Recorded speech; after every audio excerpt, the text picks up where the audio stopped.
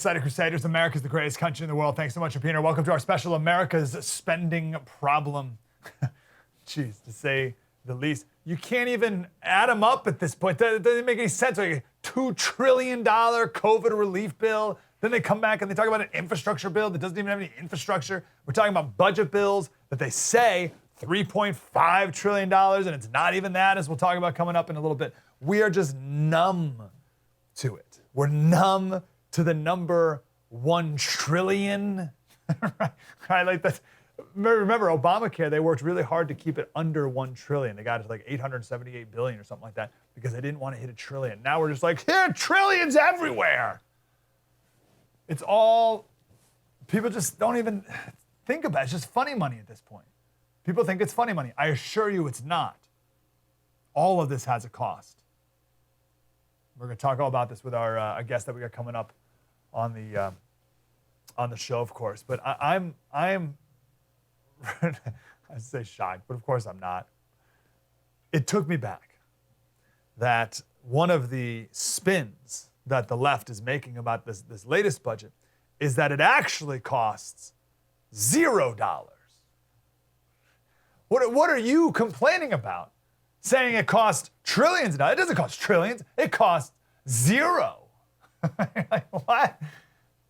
Back in the day, they would spin it by saying, oh, the bill's paid for, right? That's what they'd say. Don't worry about it. The bill's all paid for with tax increases, right? It's paid for. Okay, that's still bad and not true. But now they're saying it doesn't even really cost anything. That's the next level, right? What are you complaining about? It costs $0. It's a $0 bill. Like, is there a better example of how we live in a post-truth world where something that costs a lot more than $0, they're telling you costs 0? That's amazing. Like you got to hand it to them, how amazing that is. Not my money, although they'll take it by gunpoint, but you know what I mean? You gotta like well done, guys. Like that you could even come up with that and then have the balls to actually try it. And it worked, of course. Now, one reason they can say that with a straight face is because these far left progressives believe that the government owns all the money. They genuinely think it's their money to begin with, and they're the rightful owners of it. So they can, in their brain, think that it costs $0, but it's all, of course, nonsense. Then there's this idea of the debt ceiling. We've been hearing about. You hear about it every year. We got to raise the debt ceiling. What is the point of a debt ceiling if it can just constantly be raised whenever you want it? A ceiling implies the top. It's the high as you can go is the ceiling. In your house, I'm reminded of National Lampoon's Christmas Vacation. Right? You have your house and you want to put a Christmas tree in your house. If the tree is taller than the ceiling, it's not going to work, as we remember from our favorite scene here. So you got two options. If the tree doesn't fit, Griswolds, you can, sorry, I just got to, it's funny even without this. That's our budget. Do you see the analogy? There you go, that's the budget. So you can either cut the tree or you can bust a hole in the roof, right? You can blow a hole in the ceiling, but when you blow a hole in the ceiling, you have no more roof, and then bad things happen. Same thing here. Bad things happen when you keep raising the debt ceiling over and over and over again. And now it becomes a weapon from the left. Oh, you won't raise the debt ceiling? Oh, you're such a bigot. You must raise it. It's an emergency. Why do you hate our children? All right, so there's a couple things. Here's the main point I want to get across before we get to our wonderful guests. That number that we originally heard in the beginning of this most recent budget was $3.5 trillion. Total phony baloney number.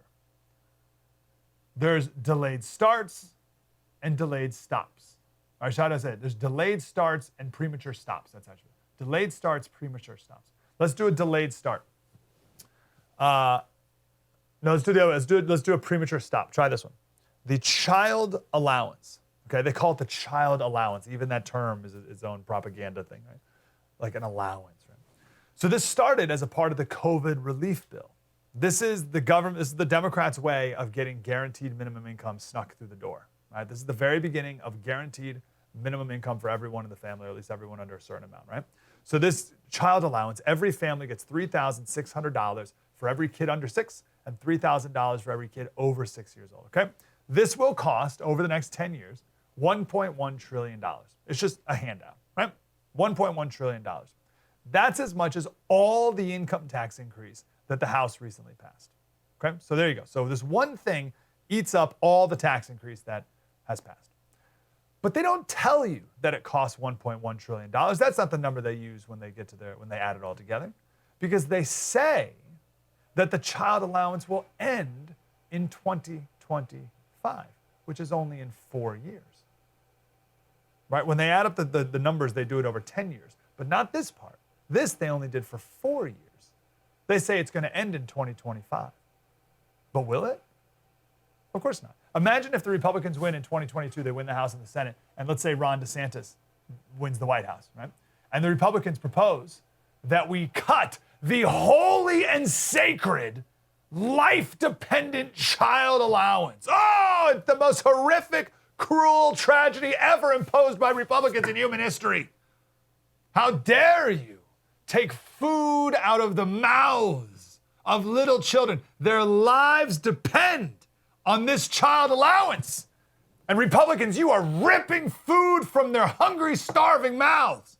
How dare you? If you don't extend this child allowance year after year after year forever, you are a cruel, miserable, horrible person. And that's how they keep it going. So in the budget, they only say it's for 4 years. But it's not for 4 years. It's forever. They only calculate 4 years. But you know it's more than 4, because there's nothing more permanent than a temporary government program. So do you see the trick there? So every year is actually $110 billion. But they only calculate 4 years, not 10 years. Cool. That's the early phase out trick. They also have the delayed phase in. So as a part of the Medicare expansion, part of it is dental benefits, okay? Everyone gets dental benefits. But they say that that doesn't go into effect until 2028. The budget is from 2021 or 2022 till 2032. But they say that the dental benefits don't go into effect until the last 4 years, right? So what we just talked about, the child allowance only goes into effect the first 4 years. The dental benefits only go into effect the last 4 years. And then as soon as they go into effect, the costs just explode after that. So by only counting the last 4 years of the 10-year budget, they save $500 billion saved. They don't tell you about $500 billion that the thing will actually cost once it goes into a full effect, and will also never, ever go away. Does that make sense? I'll give you another one here. This one's in between these two, the universal child care entitlement. It's $90 billion, but they only calculate it from 2022 to 2027. And this is going to be just like what happened with colleges, right? As soon as the government said we're going to make college more affordable, and they would just give money to people, and the colleges were like, all right, thank you very much. And then they just raised their tuition, right? It's going to be the same thing with childcare, right? We're going to give money to people, and people are going to give it to the childcare place, and the childcare place is going to be like, oh, that's awesome. We're just going to raise everybody's prices because we have free government money coming in here, right? It's the exact same thing that's going to happen. But what happens when this $90 billion runs out? $90 billion is what they've allocated for this child care program, $90 billion. What happens when it runs out? The bill says, this is an exact quote, the bill automatically appropriates, this is the words, such sums as may be necessary for each fiscal year 2025 through 2027. So it's just an automatic increase whenever it runs out of money. That automatic increase is not included in what they told you originally, $3.5 trillion. But it automatically will be added whenever it's needed. And it will be needed right away. There's also a universal pre-K requirement that forces states to pay the tab. Right? That's not included in the original $3.5 trillion that they first told you about, right? Because they're forcing the states to pay for it. The media has reported none of this, of course. You could be listening to this and hearing all this for the very first time. Probably so. The media's talked about any of this. Not, of course not, because they've fallen in line. They say, oh, well, it's not 6 trillion. It's 3.5. Well, they don't even say it's 3.5, remember? They say it's 0. And if you dare be against it, you're such a bigot. It's for the children. True story. Mike Slater, more in the budget, and our out of control spending, absolutely out of control spending. Coming up next, spread the word.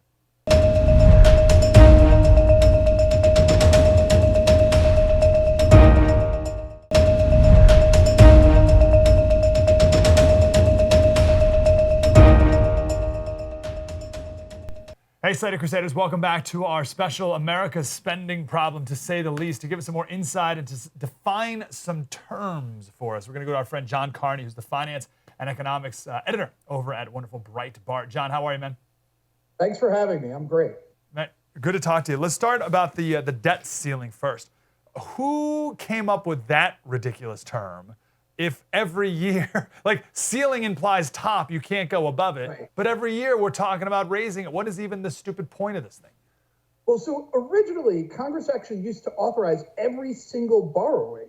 So whenever the government needed to borrow money, Congress would vote on the issuance of debt. That obviously, as we started mounting up piles and piles of debt, it didn't become practical. Congress would have to be voting on debt every day. So what they decided to do is say, like, let's have a ceiling. But under the Constitution, Congress has to have a role. It can't just be automatic. So basically what Congress has done is say, yes, we approve of all the debt, but only up to a certain level. But as you pointed out, we always keep going above that level and then above it. And right now we've actually been doing something even more ridiculous, which we don't raise the debt ceiling at all. We just suspend it. So we go above it, but we leave it down there, which is, that is frankly pretty ridiculous. Yeah, what a useless concept. But it's a trick, right? The left likes it though, right? Because they can use it as a rhetorical ploy, right? If you don't raise it, then you're, infringing on whatever. You're taking money away from grandma, blah, blah, blah. I'd say in defense of it, there is one good thing, which is to say, it reminds us of how much we're spending. It is, Okay. Congress enacts all these different bills and they all have different price tags. The one good thing the debt ceiling does is remind us, this, you don't just get to say, like, I spent this much on this and this much on that. In the end, you have a whole budget. And you should look at that and say, okay, the debt ceiling is just another point of reminder that we're spending too much money, that we should really pay attention. It's a little bit like, if you go out to eat all the time, right? And you're putting it on your credit card. You might not notice quite how much remember when we used to all go out to eat sometimes? But back in those days, when we went out to eat, you put a lot. We're allowed. You keep putting it on your credit card, and eventually you get that bill, and you say, oh man, right? Like, we went a little crazy last month. Perhaps we should rein it in. I think that's the function. It's like getting that credit card bill. It's the function of the debt ceiling to remind us that we've overspent. That's fair. Although the Democrats always are able to win that rhetorical battle against conservatives every single time it does come up. But yes, I agree with you there. Let's get to the spending on that point.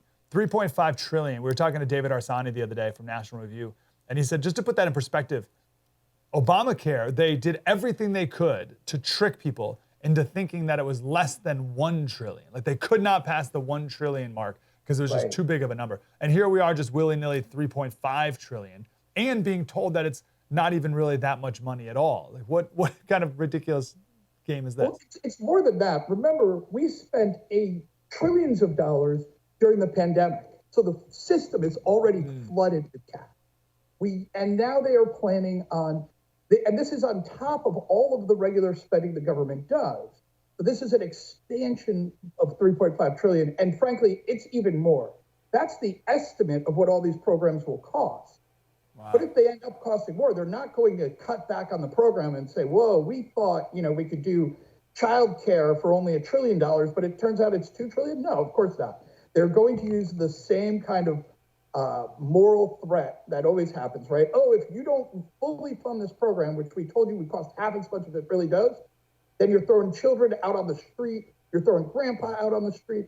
So it's going to end up being a lot more than this. And it is a problem. The government should not be spending this much money in a non-emergency situation. Like, let's save some of that firepower of government spending for when we do have the next pandemic or the next war or the next crisis, the next financial, calamity. Not do it just willy-nilly regular spending. That seems a little bit absurd. Yeah, and it'll never go down, right? Once it sets a new limit, a new standard, like 3.5. Like if Ron DeSantis becomes president and he proposes a $3 trillion budget, I mean, holy cow, the left will freak out.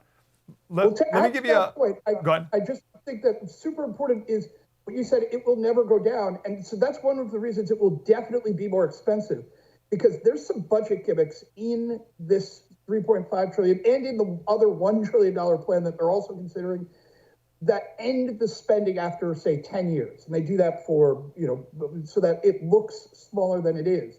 But we know that spending will not end after 10 years. So in fact, we're authorizing a lot more than 3.5 trillion. Sometimes it ends after 5 years. I didn't know that trick. That's a good one. Yeah, it's one of the classic Washington, D.C. budgetary gimmicks where they pretend something will expire when they know that they're never going to really let it expire. Yeah. Oh, that's great. The Head Start program is my go-to example on a temporary government program that lasts forever. All right, I'm going to give a little mea culpa here. I've never shared this story out loud. I was in college, so I was young and naive, and George W. Bush was the president. And I remember I was in line at the dining hall with my friend Tori. I distinctly remember this conversation. And she, on the far left, was talking about how terrible spending money is and debt. She was talking about how terrible debt is. And I, being, 19, said, oh, it doesn't, 19 and partisan, right? Said, oh, it doesn't matter. It's just funny money. Like the debt. I think I even literally said funny money. Like it's just debt, like no big deal. I don't even know, right? I was a stupid, idiot college kid. But what I've realized growing up is that whichever side's in power thinks it's funny money. And whichever does, if you're not in power, then it's a big deal, right? So help everyone, if we could put partisanship aside, help everyone understand why it matters, why it's not funny money, and why eventually, to quote Dr. David Wright or whoever Obama's preacher was, your chickens will eventually come home to roost. What does that look like? Right. So the big thing is, remember, debt funding is in itself isn't bad. It's the fact that we use debt to overspend. So if we were spending far less money but decided to borrow a little more than we taxed, that would be fine. The problem is we are overspending, and we've been overspending for a decade or two now. And so when you do this consistently, and again, in a crisis, fine, overspend, help, keep the economy afloat. But when you're doing it on a regular basis, what you do is you drive up demand. That creates an inflation problem. And that's what we're seeing right now. We have overstimulated the demand side of the economy. And meanwhile, we're in the process of raising taxes and raising regulations that will depress the supply side of the economy. And so therefore, what you'll get is things getting more expensive. We're starting to see that now. The Fed keeps telling us it's only transitory, but it won't be transitory if we continue down this path of overspending. Because basically what debt is we're adding more spending power into the economy because the government is spending more than the spending power it takes out through taxes. And that is a pretty sure way to get inflation if you do it for long enough. And we see it in a bunch of things already, but I think because the media, right, because it's a Democrat in power, they're not really talking about it. But take us a little bit down, maybe give us like the full dystopian inflation crushing us, and then maybe like a little bit less of inflation crushing us. But what are we looking forward to here in the future? So we're actually, the problem this year that I see starting is, one, we are going to have shortages when you get to do holiday shopping. I would just recommend everybody get your holiday shopping done early. If you look at pictures of the Port of Los Angeles, it is full of ships that can't get into dock. We're going to run out of things. There will probably be fist fights in Walmarts like we used to have in the old days. Haven't had those for a few years. That's coming back. There's also a problem of a brewing natural gas shortage. in Europe, that's also linked to lots of money flowing around the globe, overspending. So you're going to get a natural gas shortage in Europe. That will cause energy prices to spike. If you get a cold winter, energy prices will get even worse. And that will then cause a lack of fertilizer, which could cause a food shortage. Meanwhile, over in China, they're going to run out of electricity. They're going to have to ration electricity, which will mean many of the goods that we now rely on China for insanely will not be available to us. And so you're going to have a food shortage, a goods shortage, and an energy shortage. If the winter gets bad in Europe, so basically set your weather channel, monitor to what is the weather like in Germany. That is going to determine the fate of the economy around the world over the next few months. That's so interesting. And it's that variable that I've never thought of before. And I'm sure there's going to be another weird variable that comes out that no one's really paying attention to. That's just going to knock the whole thing. It'll be on the edge, and then one other random thing will come in, like a virus perhaps. Last question for you, John. The Intercept ran this goofy article. It said why the $3.5 trillion spending is much, much less than you think. And their argument is much, much less. And their argument is, well, it's only 1.2% of the nation's GDP over 10 years. So it's really not that big of a deal. It's 1.2%, John. Right. Well, I have to say, look, you can minimize it in ways that say, you should look at it as, how much do we actually produce every year? But it's not 1.2% because it's 1.2% on top of everything else. If this was just the government coming in and spending 1.2%, that would be one thing. But it's an additional 1.2%. So, imagine, you're in a restaurant and, they say, it turns out that everything's 1.2% more expensive. You'd think, that's not so bad. But it's on top of everything else. The price tag goes up. Yeah. And particularly it's what they're spending money on. Because remember, it's not just that they're spending money, it's that they're changing the direction the economy goes by doing this. And that is going to have big effects that really, I don't think we've had a big enough discussion about what that means for America yet. So at the very least, we should slow down, figure out everything that's in this bill and have a big debate on it instead of just passing, $3.5 trillion of who knows what. Of course. Last question. I lied. What's your advice to regular Joe in middle income to best prepare for the inflation that is to come? I would say that there's not very much you can do. One of the terrible things is inflation is a tax on everybody. So be prepared. Look, stock market usually does good in an high inflation period. But be prepared to know that if you have a bunch of cash that you've set aside that you're hoping to use in the future, that gets worth less and less every year. And unless we get inflation under control, that's going to dwindle away very quickly. John Carney, finance economic editor at Breitbart. John, thanks for your insight, brother. Thanks for having me, man. Appreciate you, man. True story. Mike Slater, more coming up. Spread the word.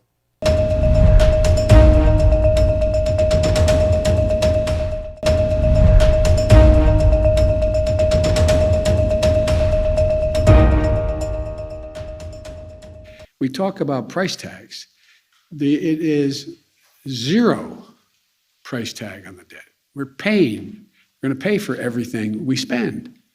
So it's not, people, understandably, it started off at 6 trillion, now it's 3.5 trillion, now is it going to be 2.9? It's going to be zero. Hey, Slater Crusaders, welcome back to our special about this absurd multiple $trillion budget. Like, what are we even talking about here? Our friend Joel Griffith is here. He's from the Wonderful Heritage Foundation. Joel, how are you, brother? Hey, doing well. Thank you. Thanks for having me. Great to talk to you. I heard this first from some crazy communist in Congress. She's like the head of the Progressive Caucus or whatever in Washington. And I heard her and I dismissed it because she's like crazy. And then this turned into the official talking point of the Democratic Party, including the White House, that this $3+ trillion bill is actually $0. Have you ever heard this argument ever before? No, this is balderdash. In fact, I was blown away that they would actually try to peddle such an absurdity. The package itself, on its face, it's a $3.5 trillion spending package. That's real money. that it costs. And the Congressional Budget Office, which is nonpartisan, scores this, and it truly is an enormous increase in federal spending. And they're claiming that somehow they're going to raise taxes to cover the cost. That's a lie as well. Even the tax proposals aren't large enough to cover this. But beyond that, even if you could somehow count tax cuts covering the costs as meaning it doesn't cost anything, those tax hikes are a very real cost on businesses, on investors, and not just them, but it's a tax hike on consumers and workers as well, because we know that when you hike taxes on businesses, it's not just the shareholders that pay, workers pay. It means less money for wages. Consumers pay. It means your product costs go up and there's fewer products available.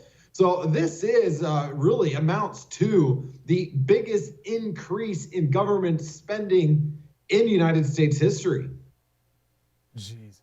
Let's slow down again on the "it costs zero" rhetoric. That is so bold and absurd, obviously at its face, but it'll work.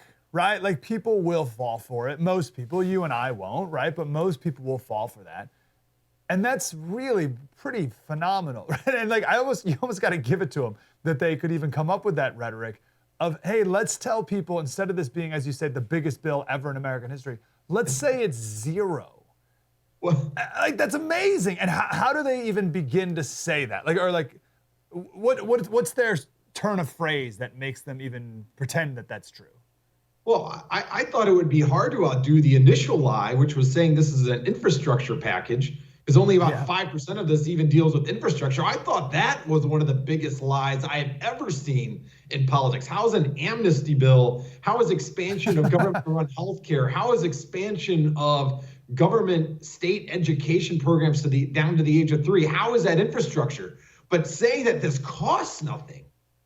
This is quite possibly the biggest lie ever peddled in American politics, and it's a lie with serious consequences. If you add in the spending from this package just for the next year with the spending we've already seen, we're talking about just over a 12-month period. The total federal spending comes to more than $100,000 per family of 4. $100,000, and much of this, actually most of this, is being borrowed. It means the future generations are going to pay for it, but it also means we pay the consequences now. The slow economic growth that we've seen now, going back for years, the higher inflation that we're already seeing. This is just a taste of things to come if the socialists in Congress get their way. And make no mistake, these are socialists in Congress. Senator Sanders admits being a socialist. He's one of the most powerful members in the Senate, and we are going down the road of slower economic growth, higher prices, and fewer opportunities. And far too many people are applauding this. Yeah, it's interesting. The rhetoric used to be even, well, this pays for itself. And you're like, okay, that's one thing, which isn't true either, but it pays for. Now it's, it doesn't even. It's cost zero. It's unbelievable. Anyway, I want to ask about the increase of the welfare state aspect of all this, because I think this is the worst part about these bills, because you can never get rid of these things. And once it's in forever. Ron DeSantis wins, let's say, in a couple years, and he wants to decrease it by a percentage point, then he's, Hitler. What kind of welfare expansion are we seeing here? Well, we're talking about having the federal government pay for preschool and the age of 3, extended family leave, child tax credits, which would be hundreds of dollars per child per month going into people's checkings account. And a lot of this are programs that many people are going to support, but they're not going to realize that we're borrowing, printing, taxing to pay for all of this. And in reality, this is just achieving the long-term dream of the radical left to remodel the American economy, which has been a free market economy, into a centrally planned, government-run enterprise. This is a nation that they've envisioned and they're trying to pass that would have the elites in Washington, D.C. deciding how to direct our economic resources and how to really shape every aspect of our lives, from education to the cars we drive to the food that we eat. And this pushes us forward in a direction that really puts us much more in line with former socialist economies in Western Europe, and even what we see going on now in communist China, where you have the communist government directing industry in the manner that the Communist Party leaders want the nation to be directed at. That's what this models our country after. Wow, that's really amazing, because that's fundamentally different than other budget bills in the past. Obviously, this is a completely different ballgame here. Can you give me an example of this centrally planned vision and how this bill does that, how the government will change people's behavior in really dramatic ways? Because that's, again, very different than other budget bills in the past. Oh, sure. Well, the biggest example in this package is implementing a big component of the Green New Deal. And the Green New Deal would force our country to become less, to reduce our carbon emissions. And that might sound great on the surface, but when you think of that, every aspect of our life, everything that we enjoy results in carbon emissions. The cars that we drive, our air flights, our heating, our air conditioning, and not just that, but also our food supply and the goods that we produce. If you want to reduce emissions, well, that means you're going to have to make it more expensive to actually engage in those activities. Well, this package, rather than admit to implementing this proposal, has $1 trillion worth, nearly $1 trillion worth of federal spending and tax credits to transform our nation's energy system. And they're going to claim that that creates new jobs because those new government-favored industries are going to employ people. What they don't tell you are that by doing that, it's diverting resources from other parts of our economy that we as consumers demand. And that's going to result in dramatically higher energy prices. Talk to those folks that are in California that are paying twice as much to fill up their cars and twice as much to heat their homes and cool their homes. Well, that's what we have to look forward to across this country, and that's buried in this package. $90 to fill up my gas tank yesterday in San Diego. I want to ask one question about the bill, one more about the bill, and then bigger picture. Let's talk about tax cuts, tax increases. They talk about how no one's taxes will go up if you make under $400,000. I wonder how you talked earlier about infrastructure. Clearly they focus grouped the word infrastructure, and people really like that. Like, their brains turn off when they hear infrastructure, and people are willing to spend any amount of money if you call it infrastructure, which is why for a year they've been laying the groundwork calling, healthcare infrastructure and childcare is infrastructure and all this other nonsense. But I wonder where the $400,000 number came from too. That must have focus grouped as like, that's what people think is rich. Anything over or something like that. Like, those people don't count. They don't matter. You can take as much money as you want from someone over $400,000. So there's something there. But obviously that won't pay for it. Like, this won't pay for everything. Tax increases only on people over $400,000. So where are the taxes going to come from? Well, first of all, there's so many lies and so many levels of this as well. The taxes are going to be levied on the energy industry. Just because that energy company is paying for it doesn't mean that you're not going to notice your gas prices going up and your energy costs going up. Oh, anybody that enjoys having a vehicle, having central cooling, enjoys taking a flight to go on vacation to Disney World, well, you're going to see your costs increase. So even if you're not directly writing a check to Uncle Sam, well, that company's passing along those costs to you. They have to. Second of all, if you're a business owner and you've been working for 10 or 15 years and you're finally making $200,000, $250,000, well, when you see your income taxes go up or you see your business taxes go up, that means that you're going to have less money to grow your business. It means that you're going to have less money available to actually buy the new equipment or real estate that you need to grow or to hire people. So that has a real cost, not just for that business owner. That has a very real cost for the customers and for the employees. But also, if you look at the business taxes, sure, most of us don't own multi-billion-dollar corporations. And so, yeah, we might not see our individual tax bill increase when you see these rates increased on businesses, but that does impact us. When you see in this proposal raising taxes on businesses to a level that exceeds communist China, think about that. Businesses in the U.S. will pay more in taxes than in a communist country. Well, there's a real impact on that. That means there's going to be less money for those companies that we rely on. These companies employ tens of millions of people. You're going to be really handcuffing their ability to grow. That will result in fewer opportunities and less family income for regular American families. Jen Psaki called it unfair and absurd that companies would pass on those higher taxes, as you just articulately explained. But that's exactly how it works. My last question for you, Joel. We got about a minute or two. Twofold. First, what are these Democrats thinking, right? Like, they must know.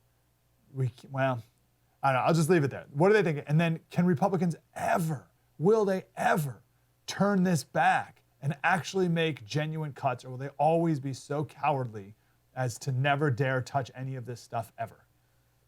Yeah, well, the end goal here is very clear. The far left, the progressive, the socialists have long wanted to nationalize large parts of our economies and have long wanted to concentrate the decision-making process in the hands of the elites in Washington, D.C. This isn't the first time it's been tried. It's not the first time it's been implemented. Look across the world. Look at the former Soviet Union. Look at communist China. Look at the failed socialist countries in Scandinavia before they moved away from socialism. This has been implemented before. It has failed. But they're trying now, and it's very clear. They want to take this nation away from free market capitalism, and they want to remodel it, want to reimagine it. And this bill goes further than any other legislation in our nation's history to do that. And conservatives, those that care about our nation's future and freedom, they need to push back. They need to talk about why these programs that might be initially embraced by families, such as the child tax credit, why that actually will reduce opportunities for the very families it's supposed to help. And so long as so-called conservatives remain silent, and many of them are, these programs are going to continue to move forward, and we're going to pay for it for decades to come. Joel Griffith, Heritage Foundation. Thanks, Joel. Appreciate you, man. Hey, thank you. That's brutal. We'll talk the politics of it all coming up with the congressman next. Spread the word.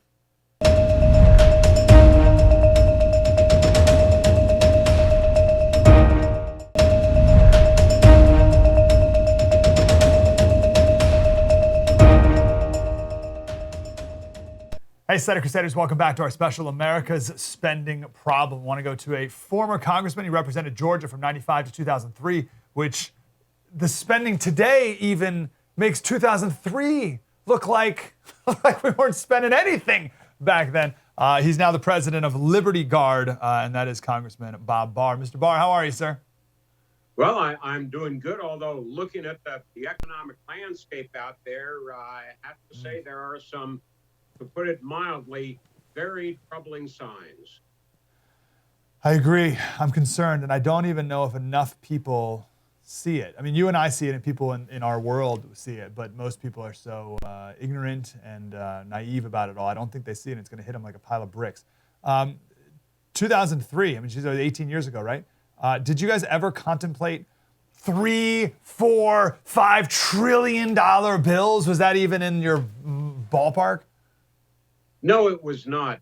And as you recall also, and some of your longer-term viewers might recall, in the late 90s, with a Republican-controlled Congress and a Democrat president, that is Bill Clinton, we actually did something that now is so far removed from the current situation, it seems like fantasy.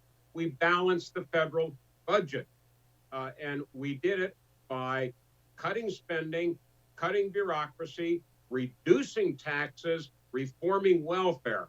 And unfortunately, within a very short period of time, after President Bush II came in, that all blew up. But no, we never, in those days, never contemplated or considered in our wildest dreams that we would see spending proposals in the multi-trillions of dollars. This is unheard of.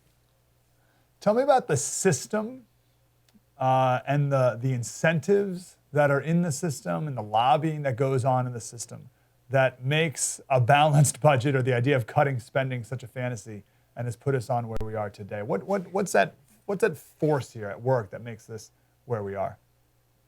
On the one hand, it's sort of a natural consequence of having a representative government. You have representatives in the House and in the Senate, and the president representing his or her constituencies. And they represent the views and desires of the people that they represent. And in today's world, where government has become the default for everything that people either want to do or want to receive or to criticize, it is natural for people to turn to their representatives, to then turn to the levers of power in government in Washington to get things. So it's the natural result of our representative government. But what has happened in recent years is multinational corporations, major corporations in America, who always have had an easy time gaining access to leadership in the Congress, and doesn't matter whether it's Republican or Democrat, their power has increased dramatically, and the ease with which they can manipulate the tax system so that it favors them, and they can then get money from the government directly to implement social woke programs, has made the situation or raised it to an unheard of level. And, I was looking just yesterday, I think it was, at an article in the Wall Street Journal, and it compared spending in the United States with or without the $3.5 trillion spending bill to European countries. And the article was mildly critical of the United States and members of Congress who opposed the $3.5 trillion spending bill because, after all, the U.S. spends far less per capita on various social programs and individual income programs than other countries. This completely overlooks the fact that, unlike every one of these countries in Europe, whether we're talking about France, Germany, Italy, the UK, the United States is the only superpower. One of the reasons why it's the United States that leads the world and not France or the United Kingdom or Italy is because we have something called free enterprise here, and we have checks and balances that are supposed to limit government spending on individuals and individual businesses, leaving that responsibility to the businesses and the individuals. What this administration is doing would try and move us and would move us dramatically toward the European model and away from the model that has been a success for the United States for almost 2.5 centuries. It's amazing that someone could look at those numbers you were talking about and come to the conclusion that we need to be more like these European countries when they're not leading the world economically and they're not innovating and have the biggest economy in the world. Clearly, we've been doing something right these last few hundred years. Why run away from that? But if you're on the left, you think capitalism is bad anyway. So what is Pelosi's role in all this? And you could speak specifically of her, but also just leadership. What is leadership's role in whipping up votes and telling people what to do and telling people to fall in line, or we're not going to support your campaign? How much of that goes on behind the scenes? An awful lot of it. Back when I was in the House, for example, and those years included some of the years when Newt Gingrich was Speaker, we would have meetings in our caucus, in the Republican caucus. And if there was a major spending bill, for example, coming to the floor for a vote, we would have a meeting in our caucus. And Newt Gingrich and the other Republican leaders in the House would tell us, look, we want to pass this piece of legislation. We want to pass this spending bill. But if there is something in there, or if your constituents are opposed to a massive spending bill, massive spending bills in those days were nothing compared to nowadays, then it was left specifically up or directed each member of our Republican caucus. We don't want you to vote for this. We don't want you to get crosswise with your constituents, their philosophical views or your views. That's changed dramatically now. And the message to particularly the Democrat caucus is vote for this, whether you like it or not. Vote for us regardless of whether or not it benefits the economy or not, because it is philosophically what we want to do. And the Democrat caucus, by and large, is allowing itself to be strong-armed by Pelosi, which is really the only thing she does well as Speaker. She comes from a very political family, and she is able to strong-arm votes. So in the House also, it's very difficult, given the rules of the House, to with limited debate, for example, and each bill having to have a rule before it comes to the floor for a vote, so you limit the parameters of it. It's more difficult than in the Senate to cobble something like this together, which is why Pelosi is having such a difficult time. And of course, because the numbers differentiating the majority from the minority are so small. Yeah, let's keep it that way, especially in your state.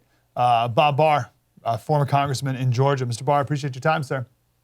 Always a pleasure. Thanks for your insight. It's all those things that the former congressman said that leaves me not a ton of hope about the future. When it comes to spending, it's just the system is set up right now to just grow forever. And sure, maybe they cut the bill down a little bit here and there, but it's always just on a trajectory absolutely to the moon and to our demise, the entire country. True story. Mike Slater, spread the word.